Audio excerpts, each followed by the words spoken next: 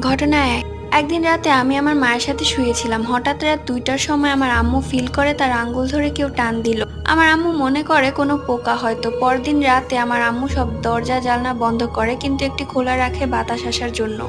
রাত ২টার সময় দেখে কালো রঙের কিছু একটা পর্দার ফাঁক দিয়ে দাঁড়িয়ে আছে। আমার মা ভয় পেয়ে আমার ভাইকে বলে। আমার ভাই বাইরে যেয়ে দেখে সেখানে কেউ নেই। সিসিটিভিতে দেখা যায় সেখানে তো কেউই ছিল না, পর্দা নিজে নিজেই ফাঁকা হয়েছে। এবং ঘটনাটি লিখেছে অন্তরা।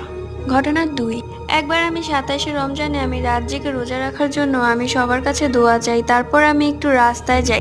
আবার আমাদের বাড়ির উঠানে একটা বড় নিম গাছ আছে। আমি দেখলাম রাস্তায় একটা রিক্সা দাঁড়িয়ে আছে। সেই রিক্সায় কেউ বসে পা দুলাচ্ছে। পা দুটো কালো অন্ধকারে, ভালো দেখাচ্ছে না। একটু অবাক হলাম, কারণ আমাদের এখানে কারো রিক্সা নাই। তাহলে এই রিক্সাটা কার?